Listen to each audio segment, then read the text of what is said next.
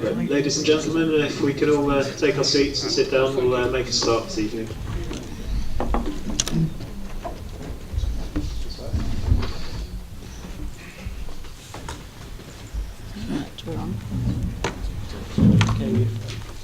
Good evening, ladies and gentlemen, councillors and officers. This is welcome to the Derbyshire Dales District Council Planning Committee for the 4th of February 2020. I'd like to welcome members of the public. There isn't a fire drill planned, but if you do hear the fire alarm, then it's for real. So please make your way out to the car park. Can I have the apologies for tonight, please? Yes, Chair. Apologies tonight from councillors Atkin, Burfoot, Fitzherbert and Lees, and attending as substitutes are councillors Cruz, Froggatt and Wakeman. Thank you. We are filming this on YouTube, which will be going out live, so if you have any reasons why you don't want to be filmed, then please make us aware and we can do our best to keep you out of the footage. Chair, could I make a comment, please? Yes, Councillor Borley. Could you ask that members, if they've got their mic on, while somebody else turns their mic and they could turn it off, because it does make them squeak and I wear hearing aids and it hurts. Yes, that's a very good point. If you could please try and remember to turn your microphones off when you're not speaking, that'd be really helpful. And if we do see anyone doing it, we'll wave at you and try and indicate you to turn it off. Okay. Can I ask if there are any interests for the items tonight where people want to be excluded, or any non-pecuniary interests? Councillor Archer. Yeah, I have a pecuniary interest related to a family member for 4.4 Lady Hole Farm, Lady Hole Solar Farm. So that's land owned by my aunt, so I'll need to, I presume, leave the room at that point. Okay, thank you for that.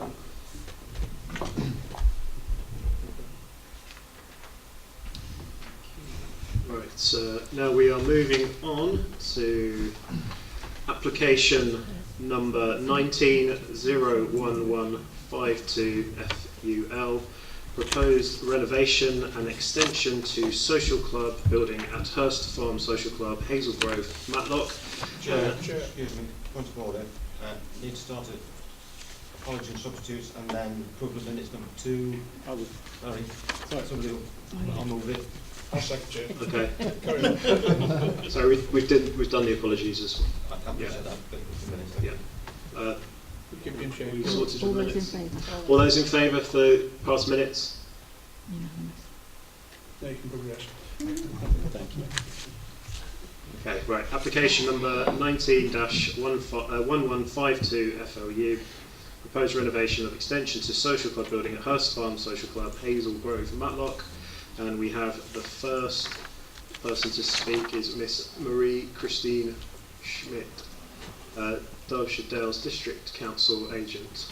To speak in favour of the application, you have 5 minutes to speak. Right, hello, good evening. I'm speaking as the Estate Regeneration Manager. And as could I ask you to go to sit at the table at the front, please? Okay, thank you. I didn't realise.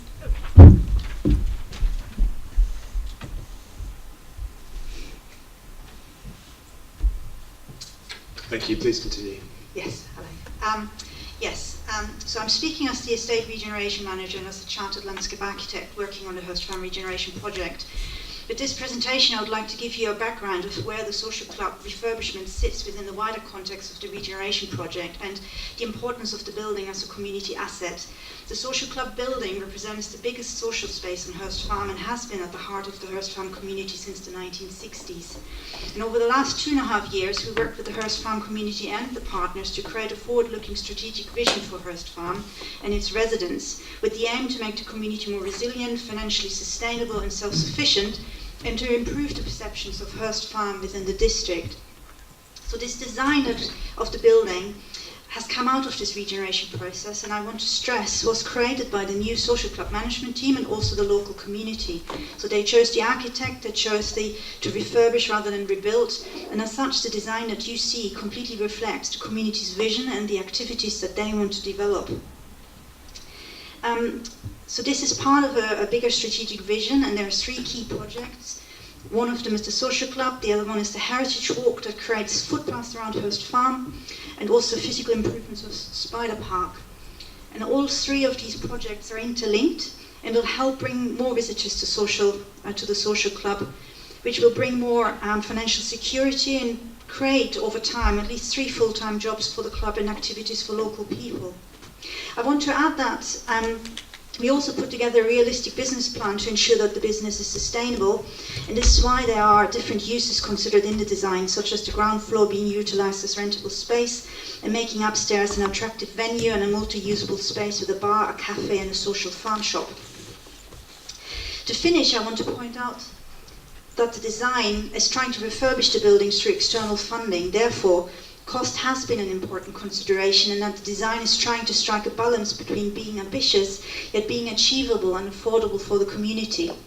To date, we have already managed to raise £100,000 from Sport England, and that reflects the importance of the social club as a community venue that will offer different activities for the community, so for all the different communities, aspects in the community.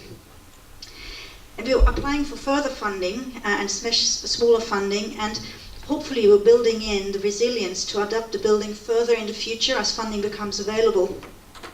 We do have also bigger, greener vision, and the building, as the design stands, can be retrofitted in the future to have a green roof or solar panels or grey water harvesting kind of built in. So I hope that this really helps set the context for your decision tonight, and that you will, grant us the planning permission so that the community is able to move forward in making this a reality. Thank you. Thank you very much. I'd like the officers to present their information now, please. Thank you, Chair. Yes, members visited the site today to look at the existing building in its context, and the plans were shown to them, which showed the development being proposed over 2 phases. If you look at the plan up there at the moment, that would be the first phase to alter the building, and subject to funding going forward, there would be a second phase to further extend the building at a later date. I'll take questions, thank you. Right, members, we'll start off with questions. Please form it in the state of the question, and then we will move on to debate, but we'll try and delineate the two when we get to debate, okay? Thanks very much. Who would like? Councillor Purdy, please. Thank you, Chair. Gareth, is the whole of the monies available for phase 1 and 2? And can you give us a sense of timescale for phase 1 and phase 2, please?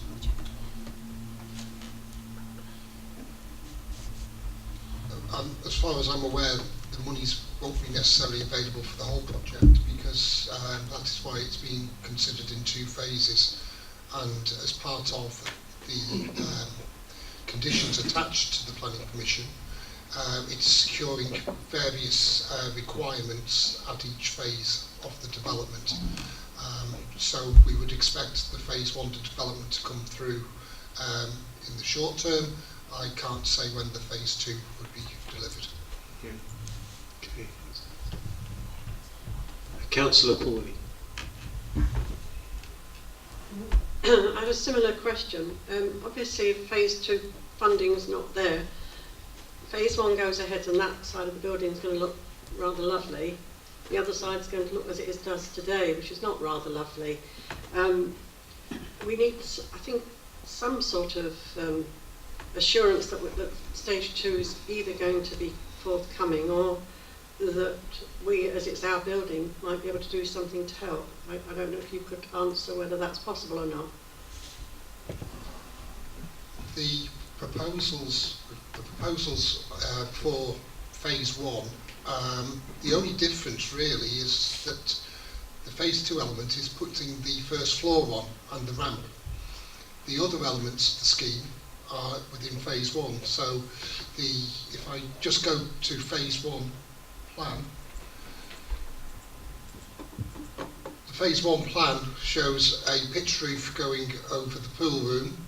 shows where the farm shop would be provided, and that is the part of the building that is proposed to be faced in stone to give it a stronger elevation. You will see that the picture below, where the alterations are being made to the basement level, where the offices are going in, the roof is going to go on, and it's considered that that can stand alone as the finished article to the building.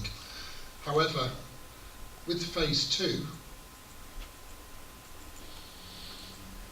you'll see that the alterations are merely to put the element on the first floor with the ramp up to it, and that is the extent of the phase 2 element. So it's considered, when we've considered this, we have looked at it holistically in the 2 phases. Can it stack up visually under the 2 phases? We think it can. Thank you. That was misunderstanding on my part. I thought when we looked at it this afternoon, we were just looking at that particular end and not the other end. So I apologise. That's maybe my fault for not being clear on site. Councillor Slack, please. Thank you, Chair. My question's been answered. Councillor Purdy put it back for now. Okay, thank you, Councillor Slack. Now, Councillor Buckler. No. Do we have any? Oh, Councillor Purdy. Are you finished with questions? I'd like to move. Yeah, I'm finished with questions. So debate, please. Thank you. Well, I'd ideally love to move officers' recommendations. I've known Ashbourne for a lot of years, and it unfortunately has got a bad image, and it's unnecessary. And I think this is an exciting development for the people of Ashbourne who patronise that club, and I think that the council have put the money where the mouth is, if I may put it that way. We've invested and helped the fabrication of the exterior of the buildings, and we saw on the bus tour what a good job's been done there by Rob and his team. So I think this is an important morphing of the Ashbourne estate into a better environment, and will create a really good social hub. So I'm happy to move officer recommendations, Chair. Okay. Councillor Donnelly, does that find a seconder? Yeah, thank you, Chair. I think I agree with my previous speaker. I think it's been an excellent scheme, so I'm happy to second it. Thank you. Councillor Cruz. Thank you, Chair. Thank you, Chair. Definitely support this scheme. I think it's some excellent work being done by the team, Rob and Maria and the rest of the council officers. So I think I understand there's funding constraints. I would like to challenge a little bit from a broader perspective that we do push on the environmental agenda. I think there's more to go out here. This is a potential flagship for the District Council.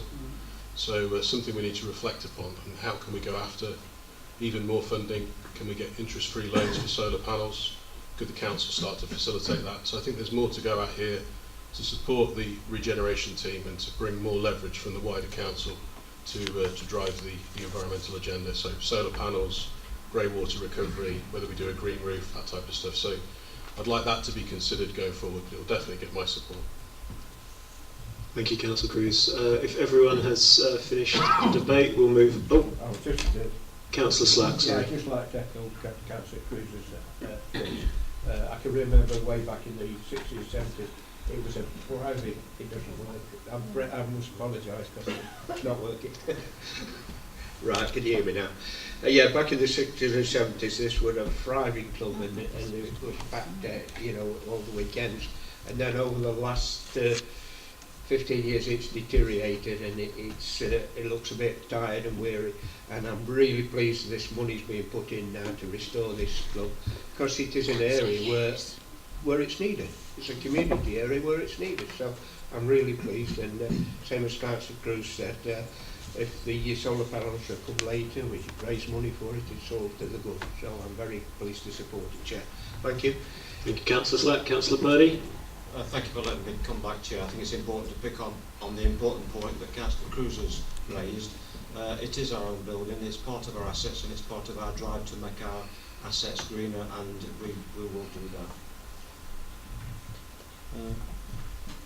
One more. Councillor Hughes, please.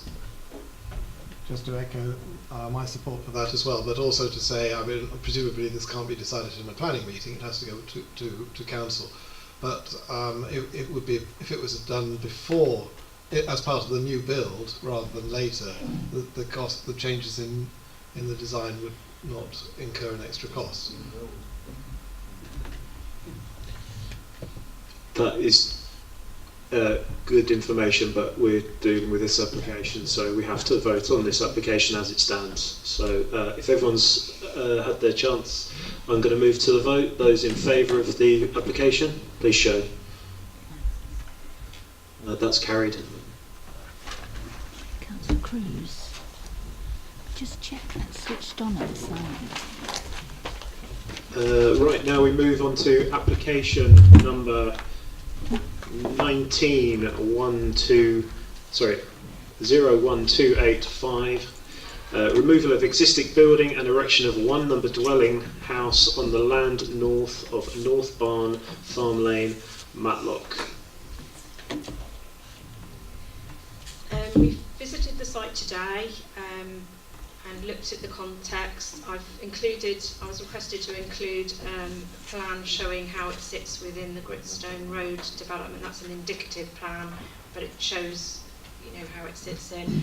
I have got a late rep in terms of that you need to read about the conditions. We've wanting to change a few wording and have some wording of additional existing conditions and have an additional condition as recommended by the Conservation Officer. Can I ask members to have a look at the late reps?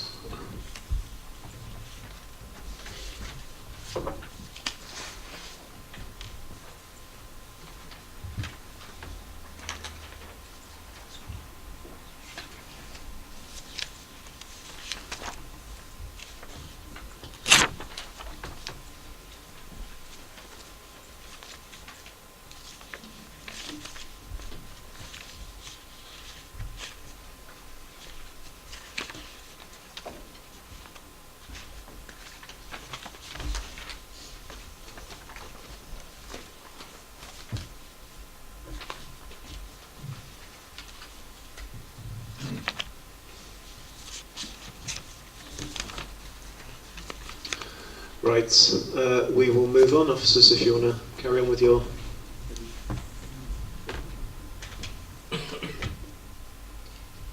Obviously we looked at it on site, the issues in terms of the listed building, that's the old farmhouse there. We've obviously negotiated changes with the Conservation Officer and he's very comfortable with the scheme. It's replacing an existing stable block and its form and scale and everything is considered to be in context with the listed building and the curtilage barns. Okay, members, any questions on this application?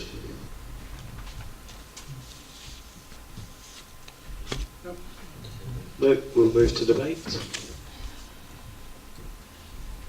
Councillor Purdy. Thank you, Chair. I find this a very straightforward application. I personally think it could have been delegated, but there we are. So prepared to move officer's recommendation for approval. Thank you, Chair. Okay, Councillor Wakeman, does that find a seconder with you? I'd like to second it, please. Thank you. Okay, if we have no further comments, we will move to the vote. All those in favour of the application, please show. That's carried.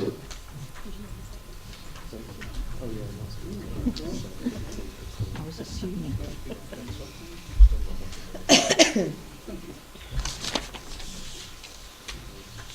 Right, we move on to application 4.3, number 19-13317, single storey rear extension at Derwent Valley Vets Limited at 110 Dale Road, Matlock.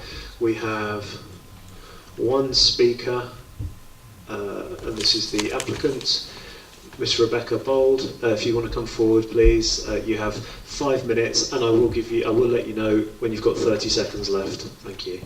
And when you've finished, please feel free to return to your seat. Thank you very much.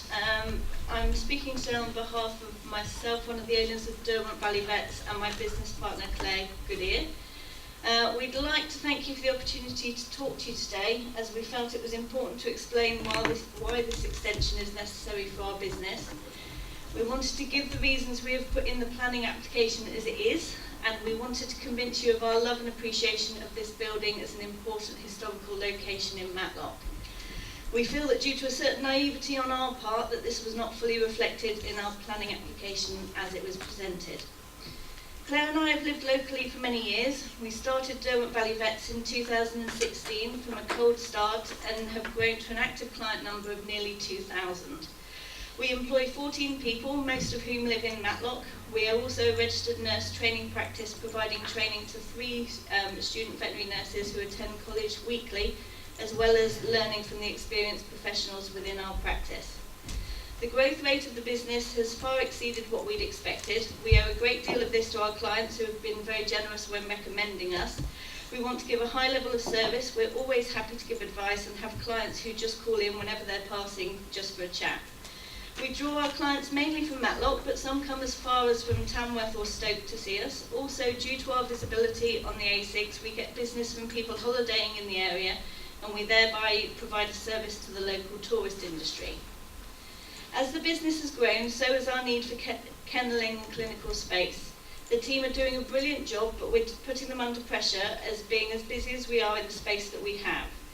If we're not able to expand our clinical space, it would mean that within the next 18 months we would need to close our client list and not accept any new clients. In a town that is continuing to grow in population and where pet ownership is high, that would be a shame. Claire and I both love the house as a building, and we are aware it's regarded with great affection by a large number of Matlock residents.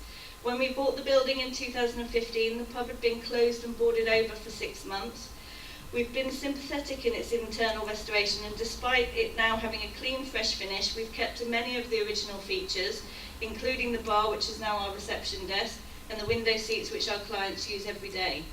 We've also kept the signage in keeping with its original function. We're pleased to be custodians of this wonderful building, and we take that responsibility seriously. As for the plans submitted, they were not drawn up without considerations of the building's look and its importance. However, the business has certain practical needs that means some of the alternative options to expansions are not ideal. We need to pay particular attention to the safety both of our patients and to the team, and to that end an adjoining building extension seemed our best option. The extension as proposed would replace a number of ugly and ageing outbuildings and would be tucked behind the existing building, not visible from the front. We felt that the stone end wall would not look ugly or out of place when viewed from the car park, and a flat roof rather than a pitched one was chosen to reduce the impact on the upper storey windows in the original building. In summary, we hope that you will approve this application for an extension to allow the business to continue to grow. We feel that the plans submitted would be a vast improvement to what already exists on the site. However, we are very willing to work with you to do what's best for the boathouse, for Matlock as a town, and for Derwent Valley Vets. Thank you. Thank you very much. Officers? Yes, Chair. Members did visit the site today to look at the plans in terms of the context of the building. I'll take questions. Thank you. Right, we'll move into questions. Councillor Archer. Just a question in the officer's recommendation. It refers to the fact that there was no, it says without any overriding public benefit, the development will be contrary to certain policies. Can I just ask some clarification on that? Because I would have thought that extending the vets to give more of a service to the public at Matlock is quite a significant public benefit. So can I just question why that's been highlighted as this extension having no overriding public benefit? Yes, I interpret that as it's the way you read the sentence. I don't think it's denying that there is a public benefit, but it's basically saying that the public benefit isn't of such a scale as to override the harm that's caused to the building. So I think we've weighed that in the balance, but just come to an unbalanced conclusion that it's not sufficient. Councillor Hughes. Thank you, Chair.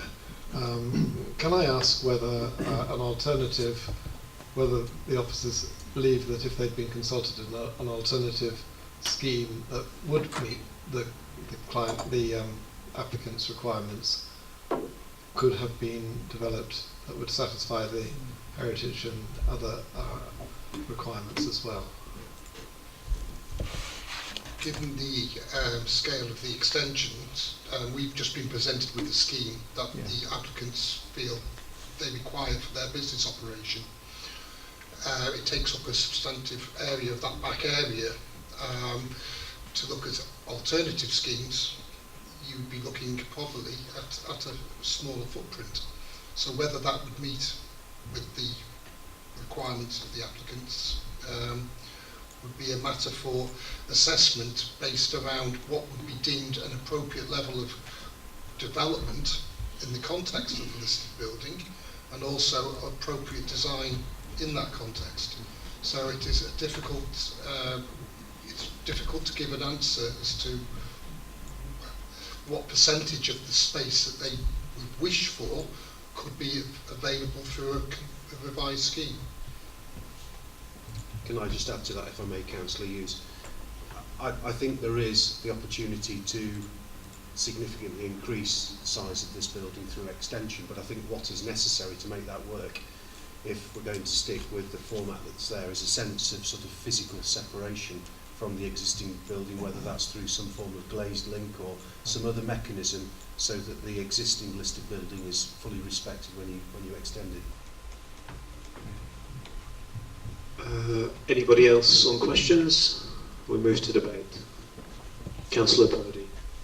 Thank you, Chair. Well, I mean, this isn't my ward, so I've got a particular interest in it. And by recommending officers' refusal, I hope the applicants don't think I'm denying your wish to expand. I wish to see you expand, but because we employ experts in the field of conservation, I did ask the question on site, if you recall, has any pre-application planning advice been undertaken? And I have to say, I think it's a great pity that it hasn't, because I do feel that had you have taken that advantage, and it's only a small fee, I think that you would have arrived with a conclusion with officers to your satisfaction and the satisfaction of the conservation officer. So I would like to implore you to seek advice as soon as possible. I think it's important that we disconnect this particular application and start anew, but hopefully you'll come back to us very quickly. So I move officer's recommendations, sir. Does that find a seconder anywhere? Councillor Donnelly, would you like to speak? Yeah, I think I agree with Councillor Perry on that, because I think it's best for us to not refuse this and let the applicant come back with a revised plan. Thank you. Councillor Hughes. Yes, I agree with that, and I think working with the planners could have produced an appropriate design that might have given them about the same amount of space. Thank you. So I think everyone has spoken. Oh no, Councillor Slack and then Councillor Pawley, please. Yes, I agree with the Councillor Purdy.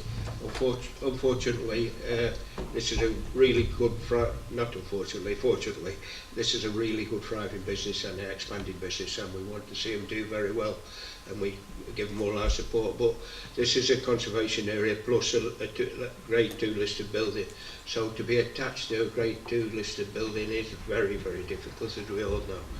I think John's probably come up with a reasonable answer of a building, separated building with a glazed link, probably a little bit set back from where this, from the front of the building we're going to link onto, but I think that's probably a good way to discuss the going forward. So I hope the applicant seeks planner's advice. Thank you. Councillor Pawley, please. Yes, I'm going to go along with the officer's recommendation as well, but I hope that the applicants don't feel too put back by this, because as a council we are trying to increase employment in this area, and employment at quite a high level, which you were offering to do. So I do hope you will take us up on trying again. Has everyone had a chance to speak? Then I'll move to the vote for the officer's recommendation of refusal. All show.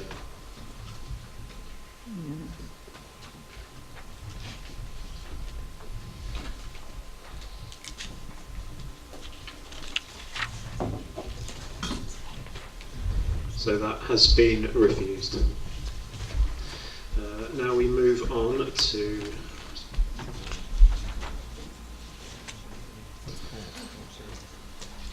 application 4.4, and that's application number 190182-VCOND, and that's a variation of condition 2 of planning permission 150279 to allow that for the retention period of the solar equipment to be extended to 40 years at Lady Hole Solar Farm, Bradley. If you could give the information, please, officers. Right, this is obviously an existing solar farm. They're looking to extend the period for a further 15 years, really because obviously at the time they applied for the permission, 25 years was the standard really for solar farms. They're showing that they can produce energy long after that, so that's the reason for the application. Everything in terms of the landscaping, all the original conditions would stay the same. I'll take any questions. Councillor Bull. Sorry, I might not have fully read it in here, but when does this extension of time come from? We if I remember rightly, we agreed for this planning, so we're changing the conditions. So are the conditions from when it was first passed, the extra 40 years, or is it from now? Because this was 2 or 3 years ago, if I remember rightly. It's it's from the grid connection date, so it was a date in for this one 2016, so we're 3 years 10 months into that, so it would extend 40 years from that date. Councillor Borley. Yes, I've just had a quick glance through this little bit of extra information we've got, and the parish council's comments about the screening and how it doesn't seem to be happening. I'd like somebody to give us an answer on what's happening there, please. I'm afraid that's to do with the other solar farm that's in Atlow. Oh. That's the next application. Got 2 offers. Okay, thank you. Anybody else have any questions? We'll move to debate. Councillor Slack. Yeah, yes, I'd like to move this, Chair, because it's something we're going to have to really put more solar farms up, and I agree to this extension with that down. Thank you, Councillor Slack. Councillor Donnelly. Yes, thank you, Chair. I remember going to the previous application. I think that it's been run quite successfully, so I'm happy to do a second application. Right, so we have a first and seconder. Any more questions before we go to the vote? Okay, if you could please show for the application to approve the extension of the planning application.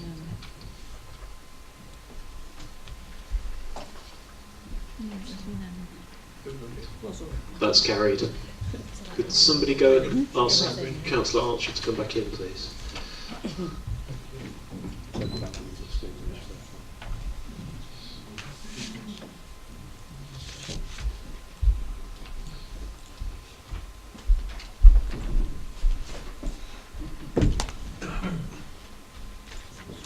Okay, we do have somebody due to speak on this next application, but unfortunately it doesn't look like they've managed to make it.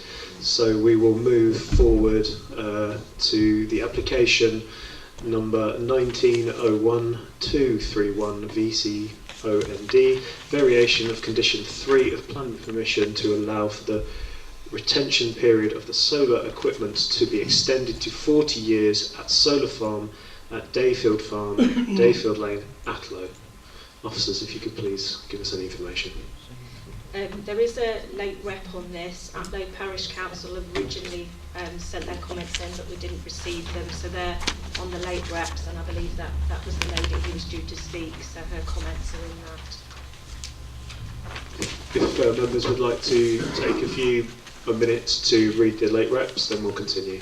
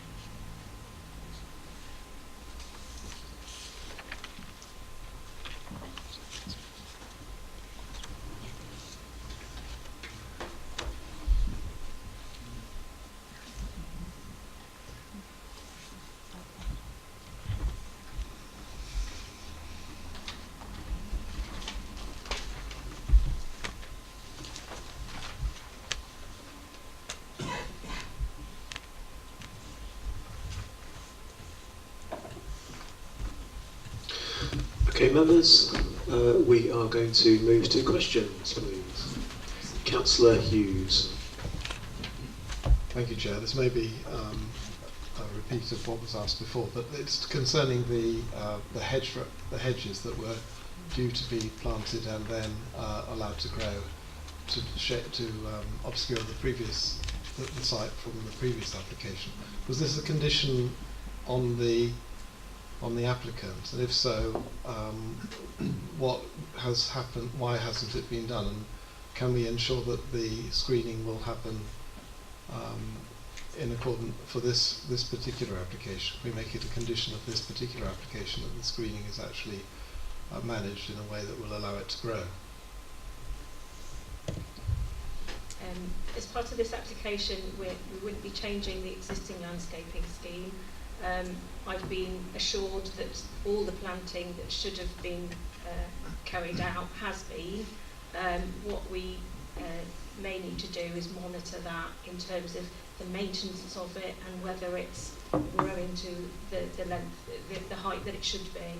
It should be reaching about 3 metres in the 5-year period. So it's just a matter of monitoring that. But as I said, the planting has gone in. Any other questions? Chair, yes, I'm looking at this bit at the bottom here. There's several houses in the village that the east of the sites. The chief official was saying that that hasn't been planted there. So could we condition that this is planted on the east side? Could we condition that?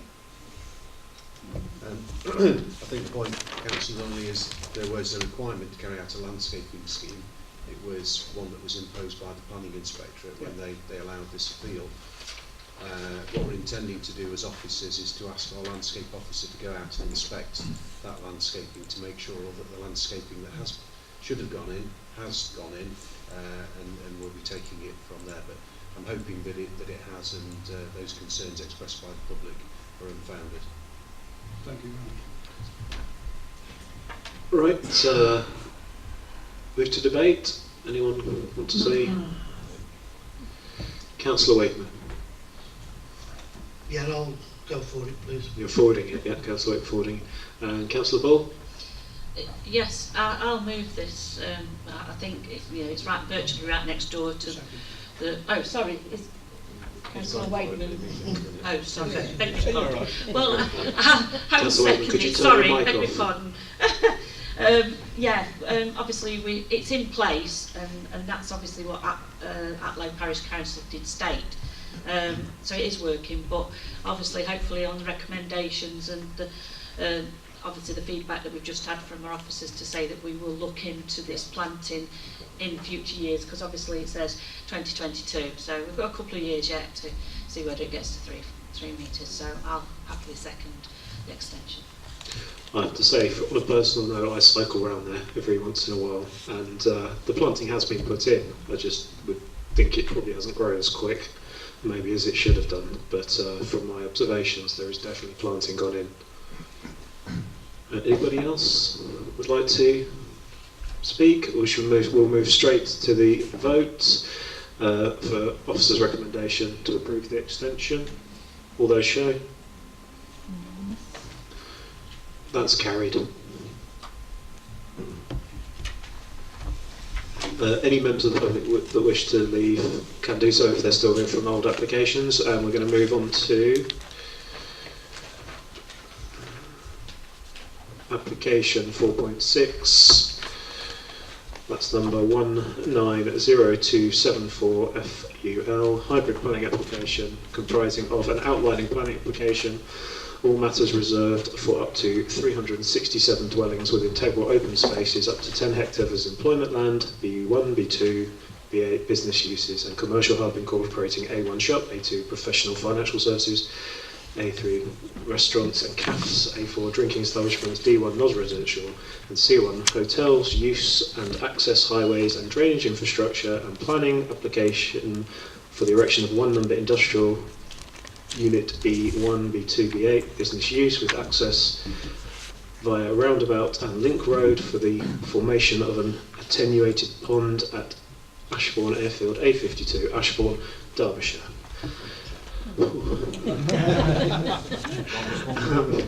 Yes, it was. We will start with questions, please, members. Oh, sorry, apologies, my apologies, yes, we do. I was getting so caught up in the detail about that. Right, so apologies, right, so we have 4 speakers, and we'll start with Councillor Jane Harris, Ashbourne Town Council, to speak against the application. You have 3 minutes, and I'll let you know when you have 30 seconds. Okay, thank you. Please start when you're ready. Right, good evening. A further detailed plan is required concerning layout of the business and housing. Also, we have concerns over the surface water and sewerage and would like to see a detailed report due to the current ongoing issues. With flooding and smell could be contrary to PAN policy PDB. That's all, thank you. Thank you very much. We have the next speaker, Councillor John Hall, Osmaston and the Elderslie Parish Council, to comment on the application. You have 3 minutes, John, and I'll let you know when you have 30 seconds to go. Thank you, Mr. Chairman. I'm confused. This is the 6th planning application that has had some bearing on this site, and now when we have hybrid one, somebody actually calls it a mongrel, but we won't go that far. You already have before you the Parish Council's comments, but reading through the actual application, it came to my mind that one of the main concerns of the residents of Lady Old Lane and Painters Lane is the effect on them from the service runoff from the airfield. And I don't think this has been fully answered or covered within the application, especially when the Planning Office, in his appraisal, writes, the surface water drainage system has not been designed to serve the residential component, and this will need to incorporate SUD's facility within its layout. Coupling this with the hydrological report, which states that the land has poor natural drainage, and also that we must ensure that there is no catchment transfer.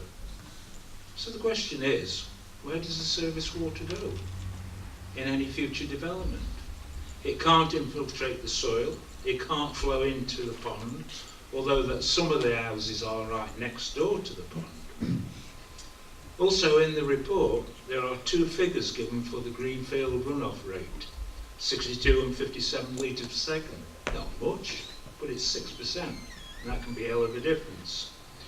Which figure do we use? And is it just for the commercial link road part, or the whole hybrid application? And what point does this runoff apply? Is it at the outflow of the attenuation pond, or is it at the culvert at the crossroads? The present culvert accommodates the Lady Old Ditch as well as the road drain. That is all the runoff from the airfield that comes towards the crossroads. You have a number of ill-defined variables before you tonight. If you don't sort them out now, they might, in the future, come back and bite you, just like any other old mongrel. Thank you, Mr. Chairman.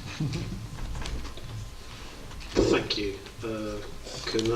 Now we have Mr. Peter Dobbs to speak against the application. You have 3 minutes, and I'll let you know when you have 30 seconds to go. Thank you, Chair. Policy DS1 on Ashbourne Airfield and the local plan specifically states that any development should include a transport assessment and a travel plan. The 2014 planning application did indeed include a comprehensive transport assessment, about 550 pages of it. It did correctly consider the wider impact of traffic from the proposed development on the traffic problems that exist in Ashbourne, as indeed is required by the Ashbourne development strategy of the local plan. In particular, the impact on the notorious 5-way junction at the bottom of Derby Road was acknowledged, and an S106 contribution of £243,000 was sought and agreed to help improve things. In contrast, this application does not appear to contain a similar type of transport assessment. It does contain a document headed transport assessment, but that is a report for the County Council from SCP about the design of the Link Road roundabout. There is nothing about the impact on traffic elsewhere in Ashbourne. this would seem to be a serious omission. It is possible that this is an oversight, remedied by including the 2014 transport assessment in the 2019 application, just as has been done with the travel plan. However, I believe to do such a thing flies in the face of the planning principle emphasised in the officer report that you have in front of you. This application has to be fully assessed against current plan policies, presumably using up-to-date and relevant data. Significant flaws in the arguments presented in 2014 in both the transport assessment and the travel plan include the reliance on inappropriate census data from 2001 to predict travel patterns, and the assumption that a completed community hub would be available to serve the first phase of the dwellings. The baseline data used in 2014 for predicting future traffic is now 6 years out of date and based on figures obtained on 1 December day in 2013. In conclusion, I would like also to illustrate just how far this new village of 367 dwellings is from existing services and why few, if any, trips will be pedestrian. On foot, it will take almost an hour to collect a carton of milk from the co-op.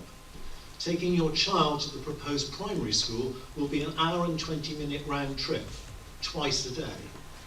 The development as proposed will have significant impact on Ashbourne's traffic, since few, if any, residents are going to walk. It's too far. That extra traffic needs to be planned for and not wished away with unrealistic and inaccurate predictions. Thank you, Chair. Thank you. Right, officers, could you present the information?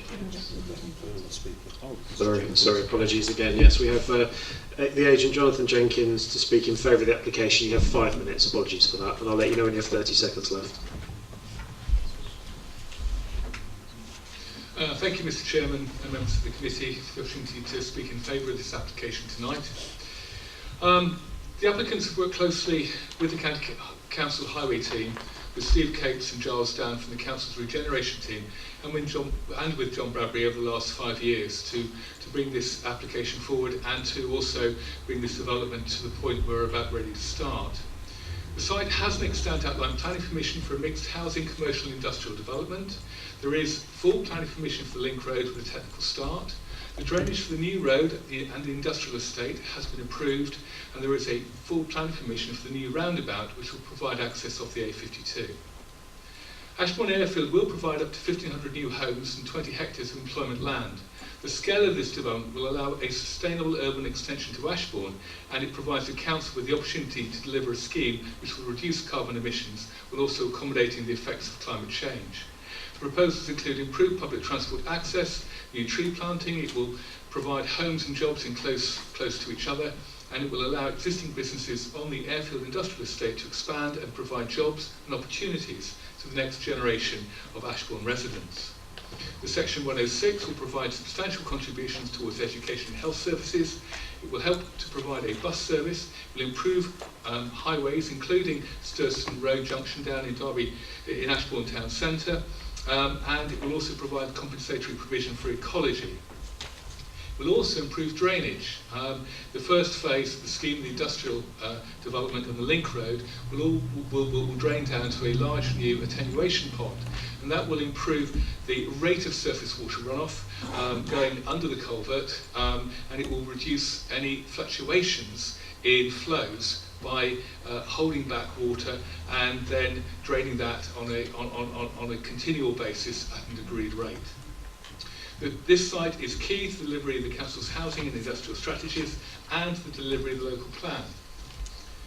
Subject to planning approval being granted tonight, a major funding award to support the construction of the link road and access junction will be secured, and development is scheduled to start on the 9th of March. This hybrid application is part full planning permission and part outline. The full consent will pull together the existing approved elements into one permission and allow for the construction of the first commercial building. For the revised outline application, the site area has been altered to increase the amount of commercial and industrial land in phase 1. This is because also the provision of playing fields has been moved to phase 2 and will be coordinated with new education facilities. This is the largest single development project ever proposed within the Derbyshire Dales. The time limits on the original outline planning permission did not take into account the complexities of such a large development, and it is now proposed that reserved matters for the submission of the industrial units can be submitted over a period of 10 years, with reserved matters for the housing over 5 years.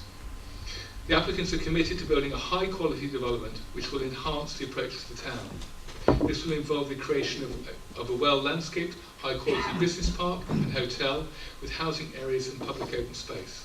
The new link road will be tree lined with cycle track and pavements. The new bus route will link the industrial estate with the town centre and with Derby. This will enable town centre residents to commute to work by bus, and this should reduce commuting by car. The new link road will reduce traffic on Blenheim Road, Derby Road, particularly, and also help those residents living on Stanton Road and Lethkill Drive. A small community hub will include a convenience food store. Services must be provided within easy walking distance from homes and jobs to promote walking and cycling. This is for health and also in the interest of climate change. The level of retail and cafe uses will remain low to ensure that the new development does not promote out-of-town shopping or undermine the town centre. The new surface water balancing pond and pumping station has full planning permission, and the new permission will tie the balancing pond and pumping station to the other elements of the scheme, and this will ensure that roads and services are in place before the first industrial unit is built. The detailed drainage plan for the industrial estate and the road network has already been approved, and there are no objections from the Leeds Flood Authority, the Environment Agency or Severn Trent Water. Members, the purpose of the hybrid application is to bring together all the existing approvals under one application. You have 30 seconds. And to provide more time to submit reserved matters. The principle of development here has already been accepted. It is a key part of your adopted local plan, and points raised by objectives have already been agreed previously by this committee. Mr Bradbury has given his strong support to the application, and the recommendation is clear. I therefore request that the application is approved, paving the way for works to start on the 9th of March. Thank you very much. Officers, if you could give the information, please.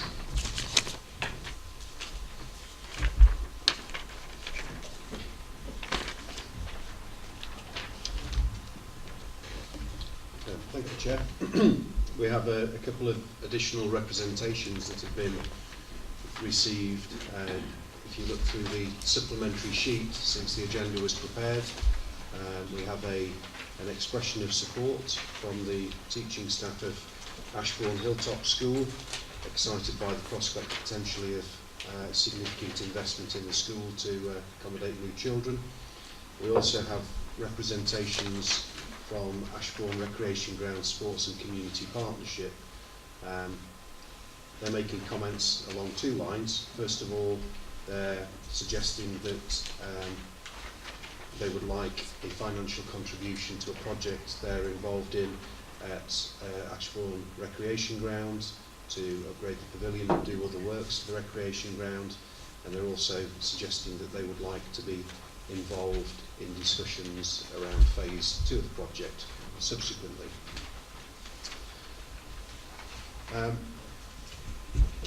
Just to bring members up to date with developments that have occurred since we drafted the report, you'll see in the report that the Highway Authority have provided some initial comments. They haven't raised any particular issue around the transport assessment, but one of the elements they were concerned about with this hybrid application was the fact that plot 5, unit 5 on this particular layout sat alongside the junction that would be likely to be required to serve phase 2 in due course. So there's been an ongoing discussion between the Planning Authority, the Highway Authority and the applicants to try and resolve that. We have reached agreement whereby the applicants have agreed to safeguard the land to the north of Unit 5, to the north of that junction, on the previously approved link road. So if we do need to accommodate a roundabout to provide a suitable access for phase 2, then the land is set aside by condition and cannot be developed for other purposes. As I say, I haven't had the full conditions yet from the Highway Authority because they've been engaged in that particular issue, but those will follow in due course, and they have previously approved both the roundabout and the link road as part of this development. So I'm fairly certain that those conditions will replicate previously imposed conditions on this scheme. You heard Mr Jenkins mention the issue of the timing of the two component parts of the outline permission. You've got an industrial component to that. That's likely to come forward on almost a unit by unit basis to be built out. So we've agreed with the applicants that a 10-year time span is appropriate to submit those details to the council. We had originally in the report suggested a 3-year time limit for the residential component to come forward with the details. We are agreeable, however, based on the complexity and size of this scheme, at the applicant's request to increase that to a 5-year time period. That isn't unusual for a scheme of this scale, dependent on other infrastructure going in. So that's a suggested amendment to the conditions. We've also been having a debate with the applicant in relation to how we deal with the issue of the housing mix. And you'll see within the body of the late representations, there's a slight amendment to the way in which we intend to deal with the condition relating to housing mix. So we have to have regard to the fact that there's an extant condition here, but also we want to achieve the objective here of getting a housing mix which is as close to our policy objective as is feasible, and that's considered to be the most effective means of going forward. You'll also see that in the conditions we cover this issue of safeguarding the land to the north of the junction to protect the access to phase 2. Conscious I'm talking a lot here, Chair. Perhaps a good time to break off and ask members if they've got any questions. I'm sure there'll be quite a few. Right, there might be a few questions, so I'll start with Councillor Purdy and then we'll go from there. Thank you, Chair. Well, thank you for answering some of my questions when I phoned you, John, and I do think it's important for members to engage with officers before, we get to this stage, because it puts the pressure on them. I think, though, that I might ask John, be a bit pedantic in view of the fact that we're on camera and there's thousands watching us. At the heading of this, we've got full, and then at paragraph 2, we've got the planning application is a hybrid planning application, seeking to secure full planning permission for some elements with outline planning permission for the remainder. And I'm sure that outside this room, those of us that are all so-called experts on planning might think, what the hell is all that about? Can you just compartmentalise which bit is which, please, before we move on? Yes. The application's been submitted in this way, just to give you a little bit further background, to allow the developer, one, to have an outline permission with reasonable timescales where they can fulfil all of the conditions and take this project forward, but also it's been framed to have due recognition to those elements of the scheme that have already secured full planning permission. So the roundabout and the access road linking to Blenheim Road have already been agreed in full as part of previous applications both to ourselves and the County Council. Likewise, the drainage basin, which is designed to serve the infrastructure and the industrial elements of this scheme, has also been previously the subject of a full application. The applicant, in terms of wanting to get on site and fulfilling the requirements of their arrangements with D2 and 2, has also applied in full for the first of the industrial units. And the way the conditions are worded, they will be able to commence that early in the process before the link road is fully completed through, but they can only develop so much industrial land before that link road has to be formed. The remainder of the scheme is a pure outline application. So the remainder of the industrial development, apart from that one building, we need to consider through future applications in terms of design, landscaping, siting of those industrial units and what uses they incorporate. Likewise, the residential development will also need to be considered through further applications, but we put a cap on it of 367 units by virtue of this permission. Similarly, the elements of the community hub, we don't, apart from having an indication that they are part of the application description, we don't have the finalised siting or the breakdown of who will be using those particular elements. But I think it's fair to say the vast majority of this scheme has been previously approved and has still has an extant permission. It's only an element of the employment land and the hotel that depart from that original permission. Okay, next question from Councillor Archer, please. Thank you, Chair. Can I also thank John for responding to an email when I sent him several questions the other day. I've got a few follow-up questions, if that's okay. So, the first question relates to the apparent lack of a new transport assessment and travel plan.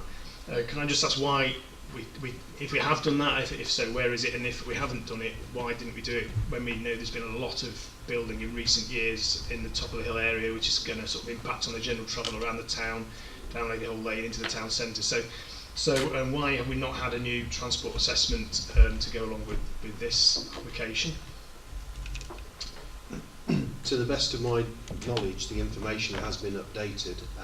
I haven't had a final response from the Highway Authority to date. I would have expected them to raise that as a concern if that was lacking, but I don't have all the documents with me, I'm afraid, tonight, so that's about as much as I can give you on that. Okay, can I come with one or two more if that's okay, thanks. Carry on.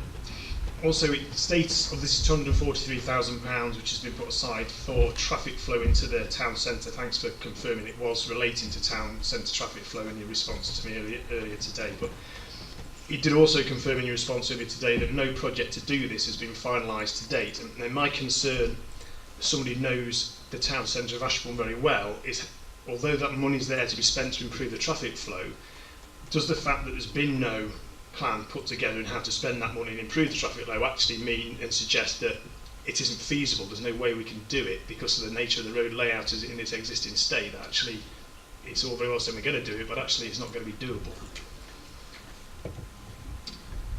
The last contact I had from the local highway authority on that particular issue, they were looking into the feasibility of various schemes. Now, schemes can vary in terms of restricting the flows down certain town centre routes, i.e. making a one-way system work, or doing things like improving junctions or altering the timing on traffic lights. So they were looking at a whole range of issues.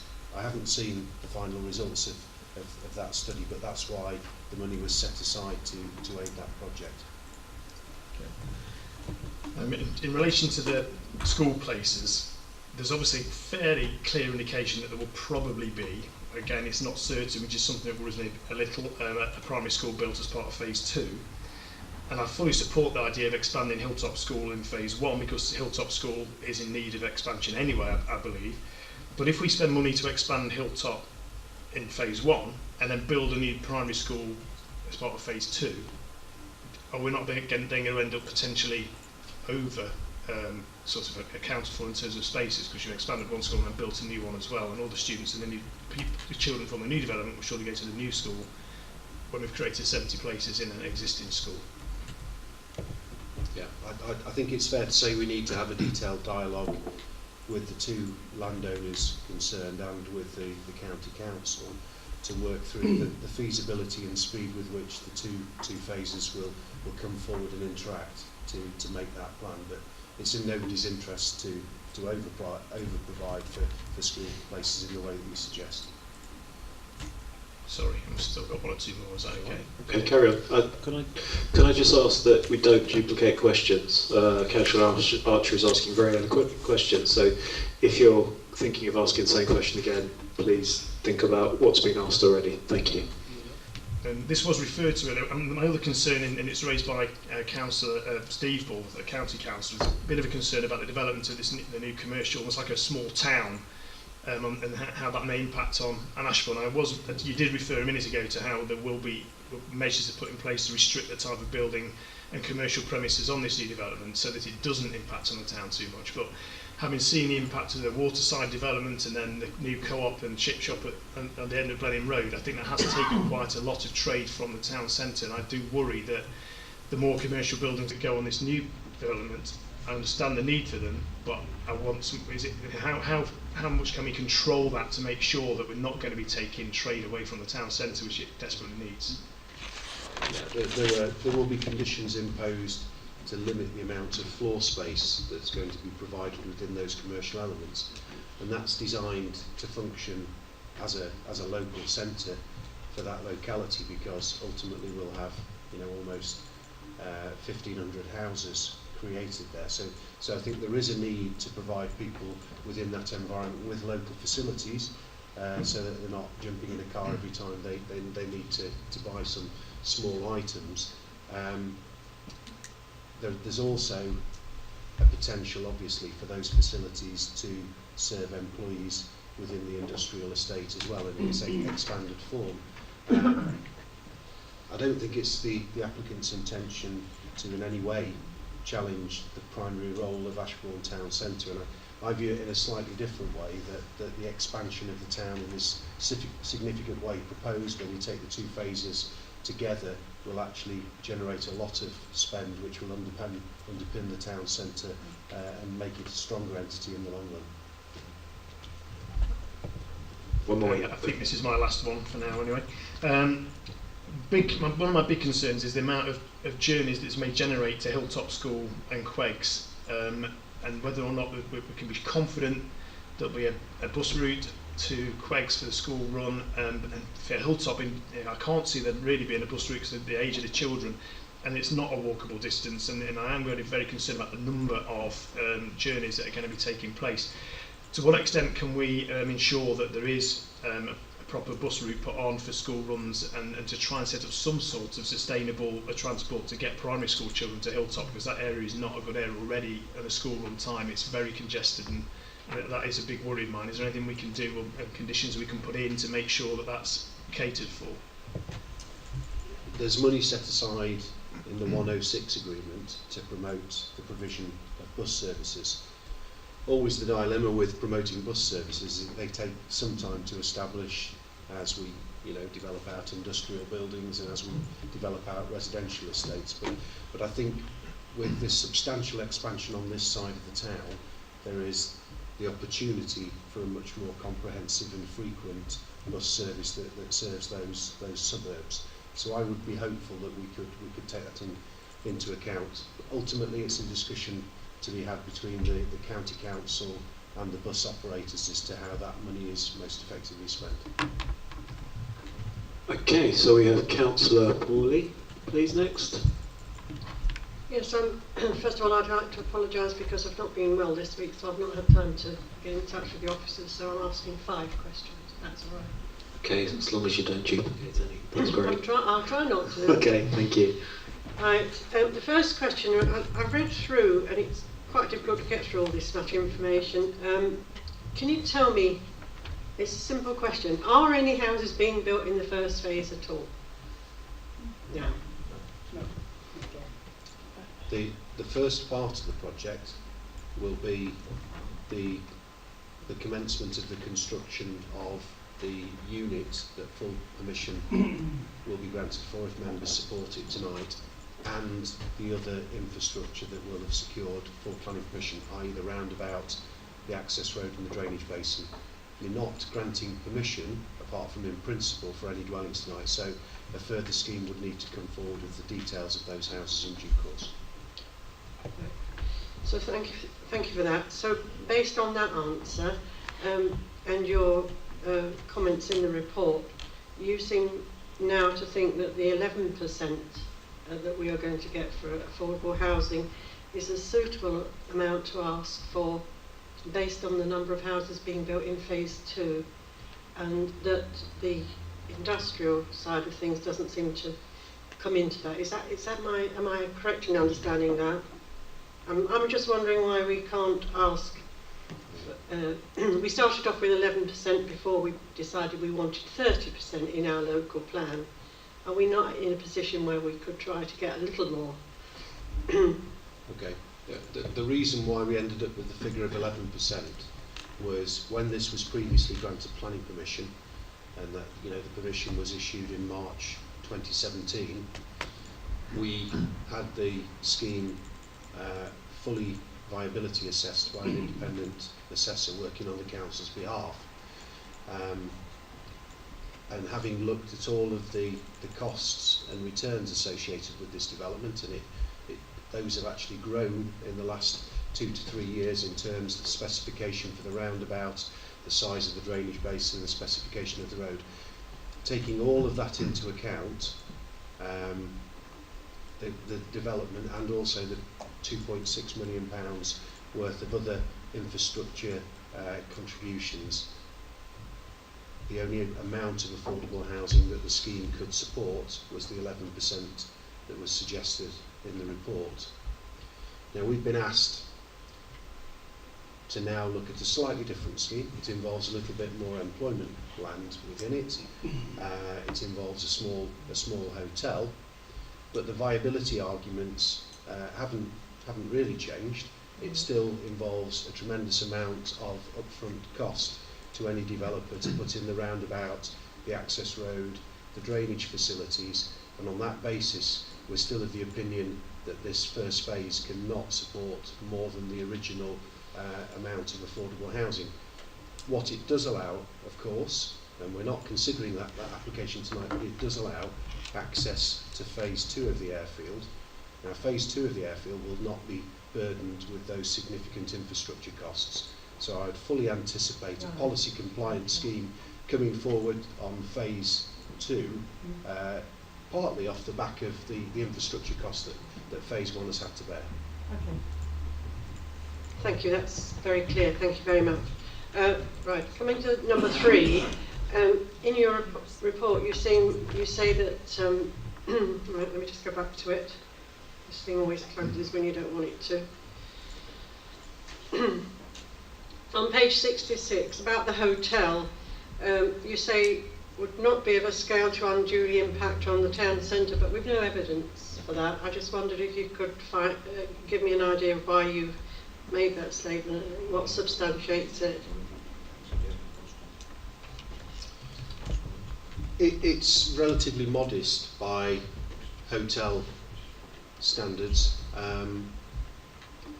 I think what we're increasingly finding over time, if you look at both Ashbourne and you look at Matlock, is the sort of new operators we've got in the hotel market are looking to cater for people in particular locations of a particular size. I don't think there's any underlying evidence, given the growth in our tourism industry in recent years, that has directly undermined any other operator. It's just a slightly different business model. I think if you turn it round, if you were sort of saying, well, okay, we think there would be, there's nothing in our policies in the plan that force hotel operators to be directed to town centre locations. It is quite legitimate for us to consider them in a range of locations, which is actually reflective of where they've been historically. Not all hotels in Derbyshire Dales by any means are located within town centres. They tend to be dotted around. So taking that in the round, we felt it's acceptable. Okay. Thank you again. Have I finished? No, yes. Could somebody tell me about the National Health Service clinical commissioning groups worry about the increase in numbers and the ability to meet needs? Could somebody tell me what's happening about that? Has that been discussed, and have we moved on at all since that comment in the report? Yeah, they've put a request to the council to secure a sum of money as part of the Section 106 agreement. And there is a sum of £176,000 within the suggested terms of the legal agreement to allow for the reorganisation or expansion of existing facilities within the town to cater for the needs from the development. I'll just follow up on that one. That's the last one then. Yes, please, quickly. Thank you. Have the surgeries and medical centres involved agreed that they might be able to expand, or would we be looking at a new situation? Without rooting around in the case file, there's an explanation in more detail within the comments from the CCG as to which facilities do have the capacity to expand, and there is some capacity within those surgeries to accommodate additional accommodation. Thank you. Right, we'll have 2 more members with questions, then we'll move on to debate. Councillor Slack and then Councillor Hughes. Thank you, Chair. I've quite a number of questions about plot questions. The first question is on affordable housing, which is one of our main policies in the District Council alongside climate change. Why is affordable housing always the area that is being cut? Is it now subsidising, the 108 agreements now subsidising infrastructure? That's one question. You want all the questions together, John? Or? If you could do them all together, please. Yeah. Can you tell me if D2 and N2 money will be going to infrastructure, the £1 million?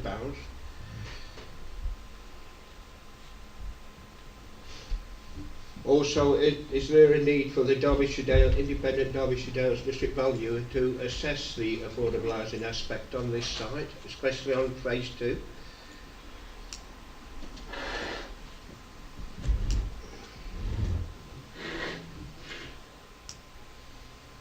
Yeah, sorry. Clearly there is a lot of pressure on the council to approve the application. This has increased since the D2 and N2 grant was announced.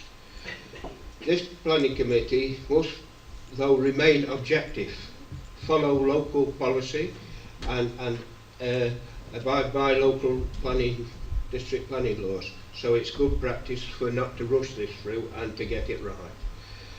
So it's quite a statement and a question, John, sorry.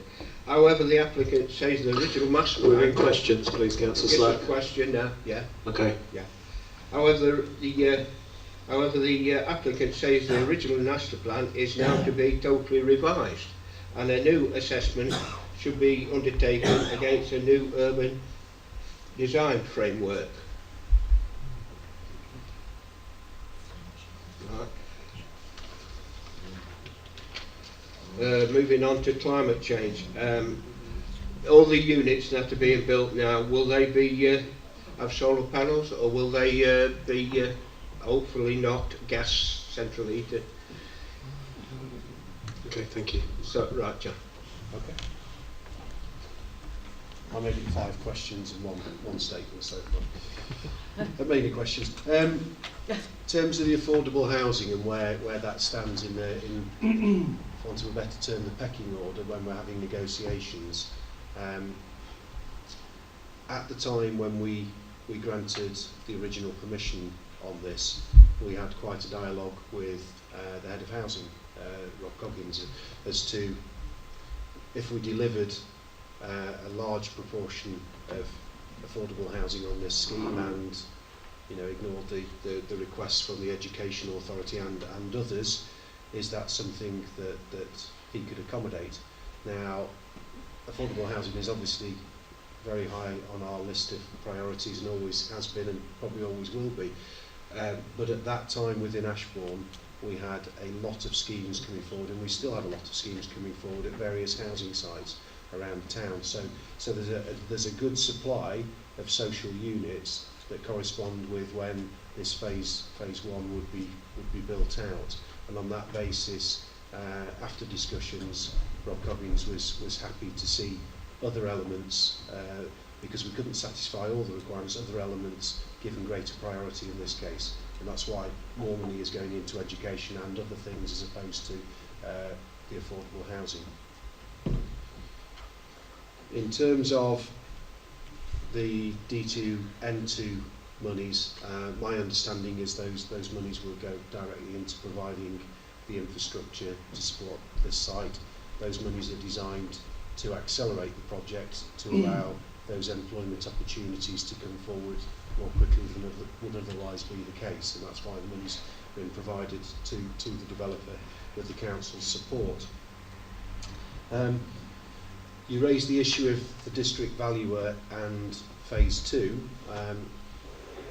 I don't know whether we'll need the advice of the district valuer or anybody else to help us assess the viability of that second phase. As I said earlier, I would hope that second phase, because I'm not aware of any major constraints, could come forward in a policy compliant way. And if it does, then we don't examine the figures if the policies are met. So that's something to wait and see on phase 2. You mentioned an issue around the original master plan and will it need to be revised.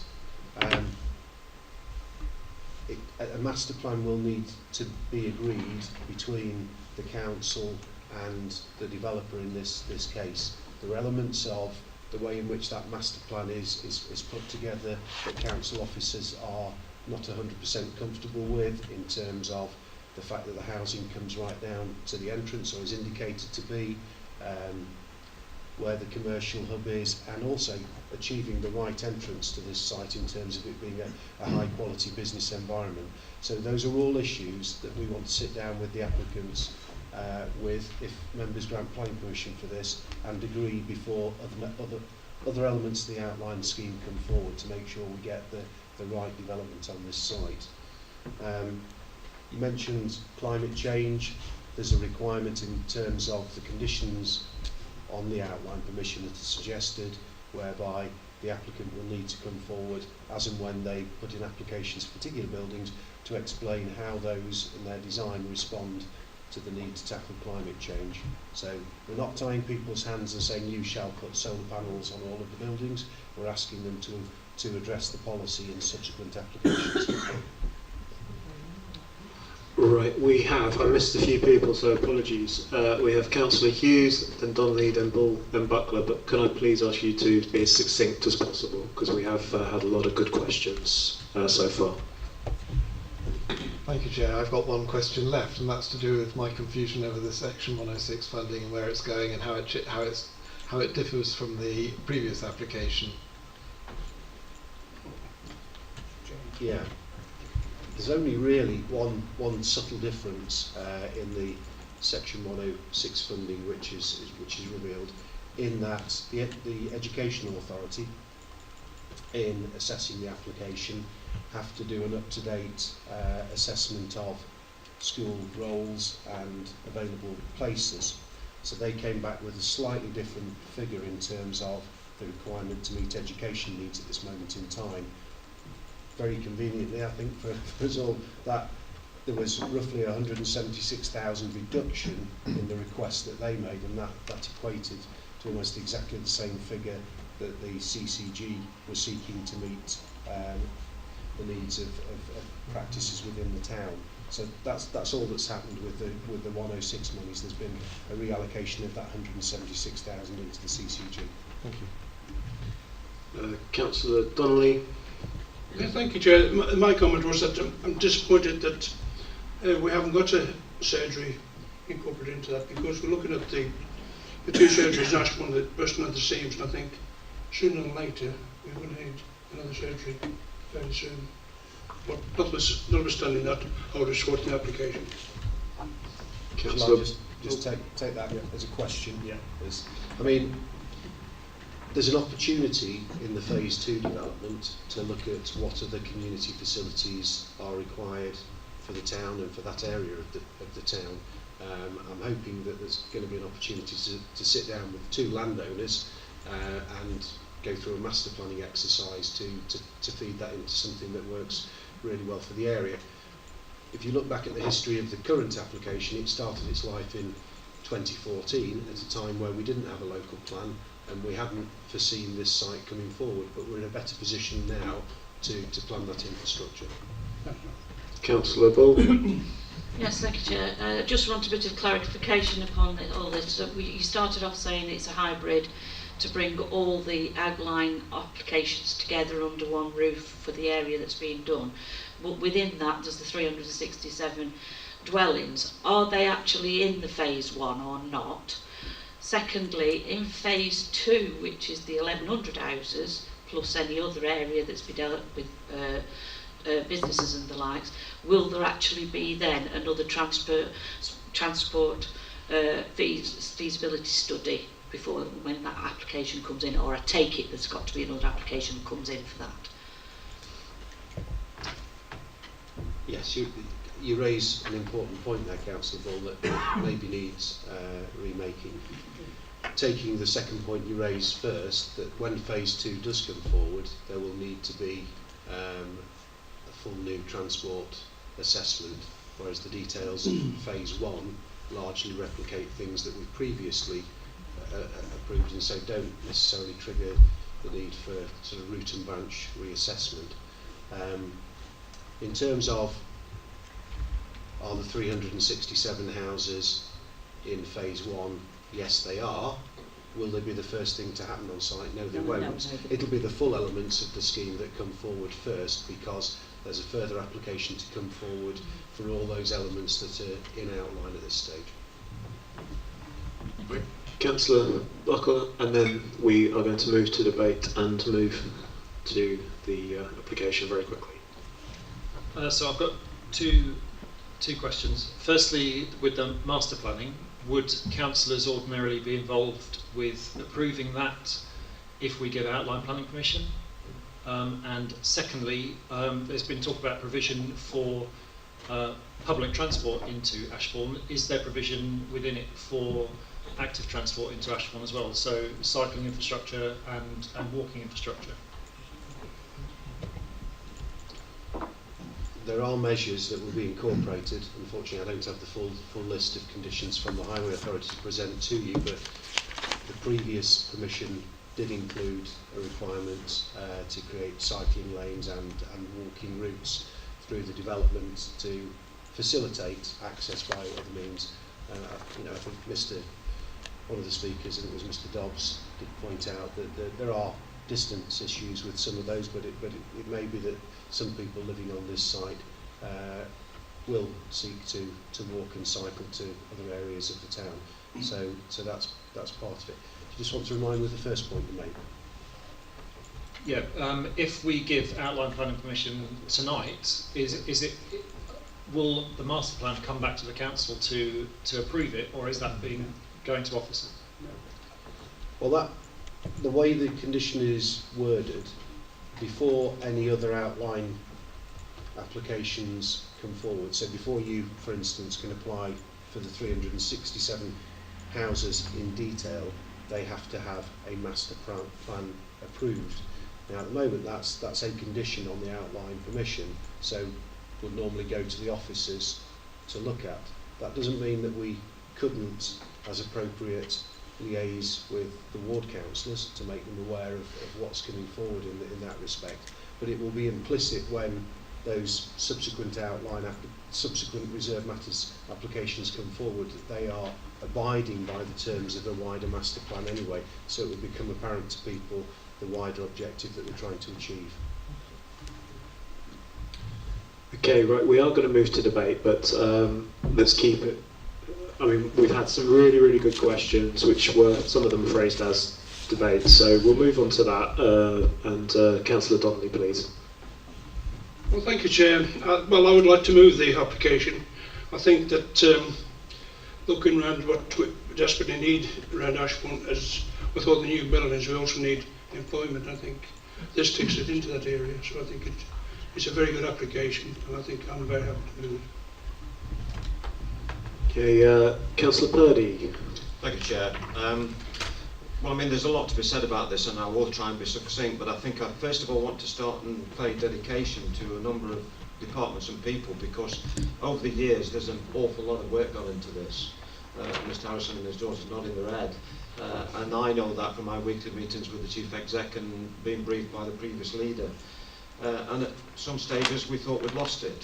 Thankfully we're here tonight, and I think it's a word that needs to be picked up, that I picked up from the think tank Derby University campus meeting I attended last Friday at Buxton, which was central to the theme of trying to regenerate the high street and towns.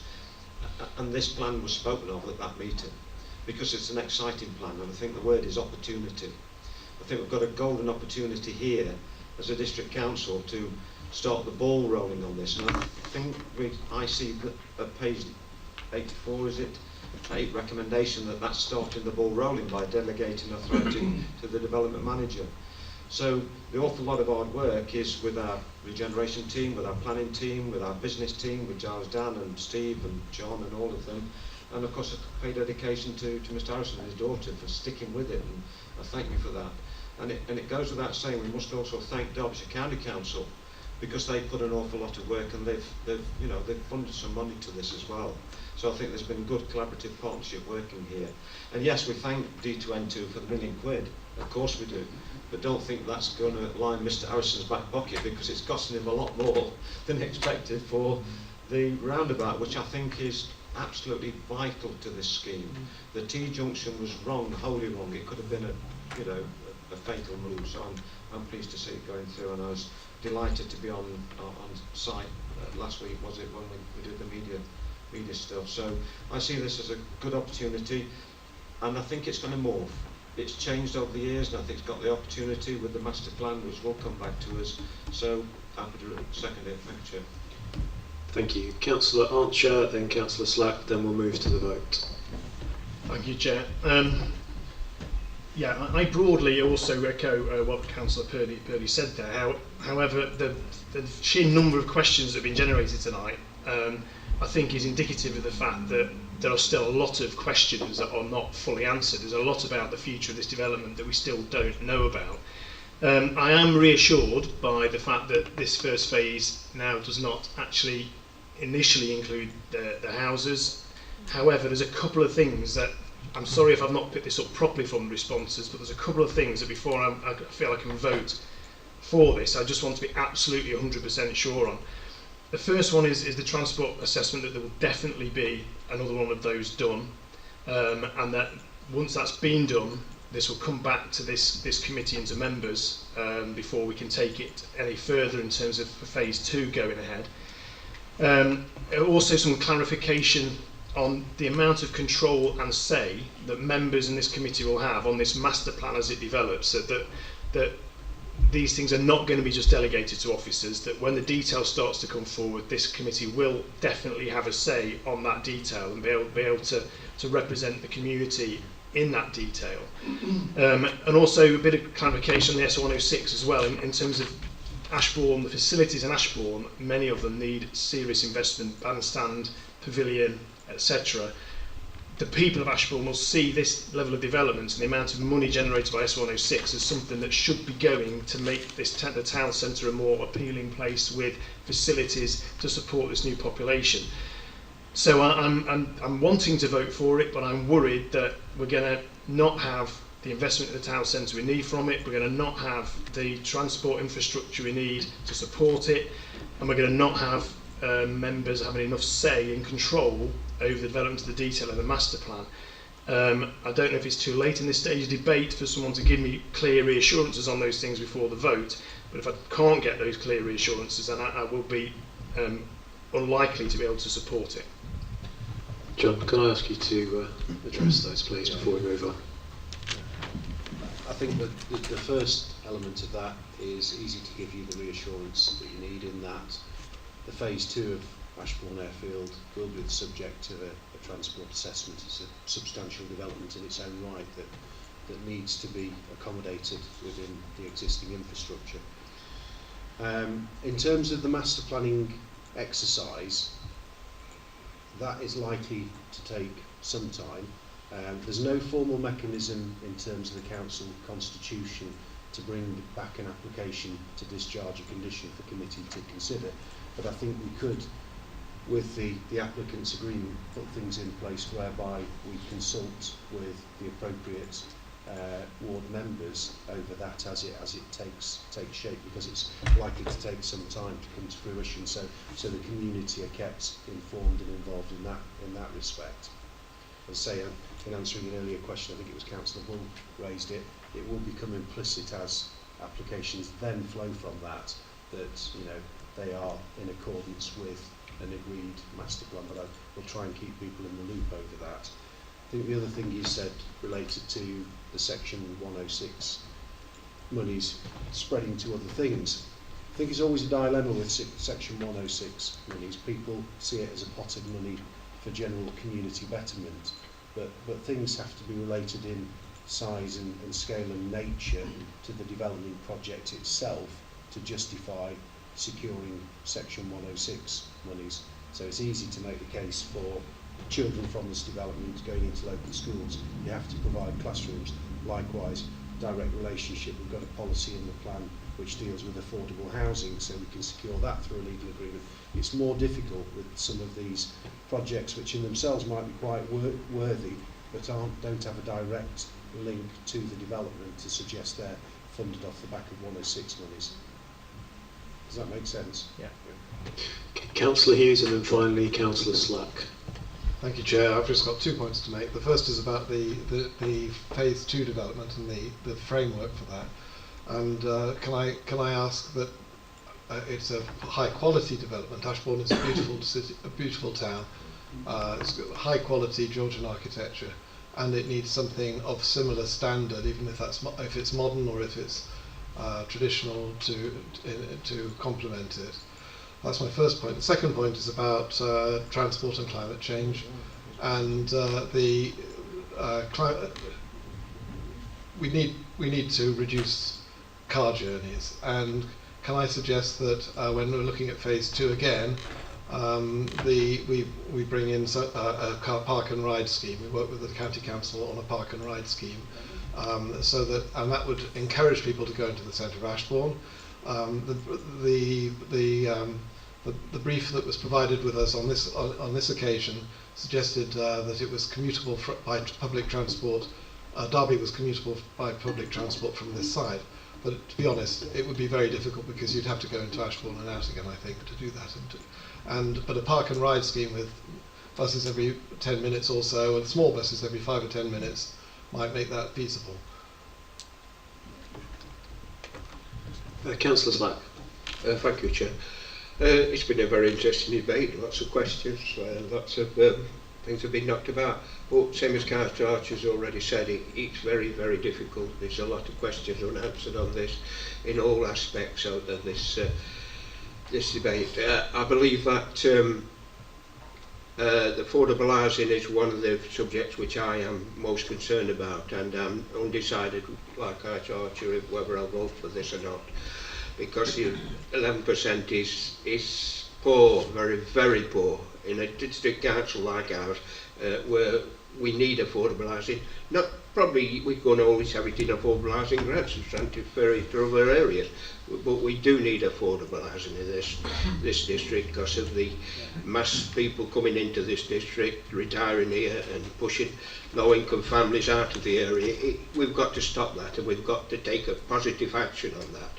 But what I'd like to see, I know this 11% is for these first houses, but I would like to see an amendment on this, a slight amendment, only a slight amendment, where 11% is not tied to the next stage. We don't tie the 11% to the next stage. We negotiate a better deal for the next stage. That's what I'd like to see, an amendment. I'd like to move that amendment, Chair. Chair, can I say something? I'm sorry, there's no need for an amendment. If you listen to Mr Bradbury, Councillor Slack, you'll hear what Councillor Bradbury said, that would be dealt with under our policies in Phase 2. So you've got that commitment, so there's no need for an amendment. It isn't set in stone, is it? Mr Bradbury has said. Can we word it? Could Mr Bradbury just confirm, so we have 100% clarity, please? You're not approving an application for Phase 2 tonight. That's right. Phase 2 is mentioned in the officer report because there are obvious connections between the two. We need to make sure we've got a reasonable access to get to Phase 2. That's the principal concern. What I said earlier in the discussion around this was Phase 1 is bearing a lot of the upfront infrastructure costs for this wider project. I can see no reason why, in that context, Phase 2, which is larger, has a very substantial elements of greenfield within it, why it cannot deliver our policy requirements for 30% affordable housing. That's the starting point for any application. If the applicant wants to depart from that, they would have to make a case, and it would be fully scrutinised by an independent assessor. So I can't give you any more of a guarantee if you know, we can't really tie something like that down in a legal agreement or a condition, particularly as we're not controlling the development on the second phase anyway. But I think you need to take my word for it. Councillor Stackwood, that's the approach we'll take. I think we've had really good clarification from the officers. Yeah, thank you, John. I withdraw the amendment, but this clarification of the next stage, I'm pleased you've put your name to it and that you will now carry that through and you will not. I'm putting my trust in you now rather than amendments. Well, it's with you, John. Well, let me just reiterate. It's all on YouTube. It's immortalised forever. Everything that we say in this chamber, every one of us, every decision we make can be scrutinised. So, you know, you've had your clarification. Yeah, thank you. I am gonna, if it's very brief, Councillor Archer, very brief, because we're just about to move to the vote. Very similar, just to absolutely get set in stone this issue of member input in the development of the master plan. Is that something we can put in as an amendment officially, or what absolute issue, or how can we be sure that's going to happen, that there will be member input in it? I think you've got the site owner and their agent in the room. They're very acutely aware of local member interest in the development of this master plan. It is something we will promote on your behalf, that you are engaged in that process, and I'm sure they'll be happy to accommodate that. Right, we have had a very robust debate. I think we've really scrutinised this to the greatest element that we can. I am going to move to the votes. Those in favour of officer's recommendation, please show.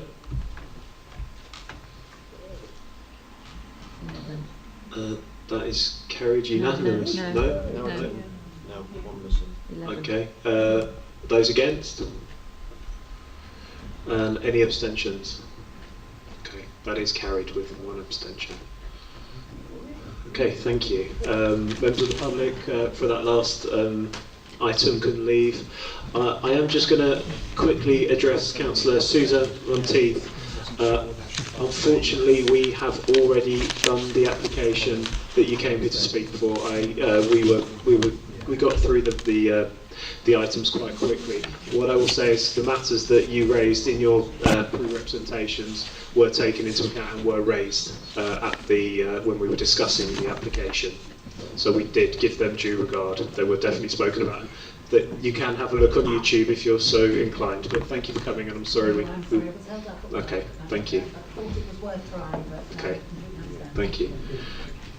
Right, we are going to move, if I can find my notes, to, where's it gone? Where are we next, John?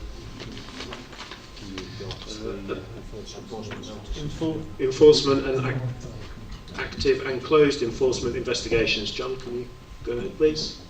Nothing to add to that, Chair. Second, Chair. Okay. It's been moved to seconded. Those in favour? So you've been carried. Appeals and progress reports. Just a couple of brief updates, Chair. Members will see in the papers that you've got the appeal decision for the rear of Sunnyside Terrace. Unfortunately, officers in conjunction with Councillor Hughes were not allowed or weren't successful in managing to defend the council's decision on that particular application. I know from speaking and having emailed correspondence from the residents, they're very disappointed with that result. But it's been assessed by an independent assessor who came to the same basic conclusion that we had, that even though the scheme wasn't perfect, it wasn't something that could be refused planning permission. We will need, obviously, as officers, to make sure that those conditions imposed by the inspector are complied with in due course. The other item, very briefly, that it isn't actually on this list, but you'll remember that I think it was last time we reported a decision on the appeal at Union Street in Ashbourne, the conversion of the building into an adult gaming centre. We've now had the cost claim submitted by that. It's not a particularly large cost claim, and it's something that the council need to settle with the applicant's agents for the costs they incurred purely on the basis of submitting the appeal. That's great. I think that's everything. Move the report. I'll move the report, please. First and second. All in favour? Okay, that's unanimous and carried. That's the end of the planning meeting. Thank you for a good, robust debate and for everyone being succinct and to the point. Appreciate it. Thank you. Have a good night. Sign the logs. Control you have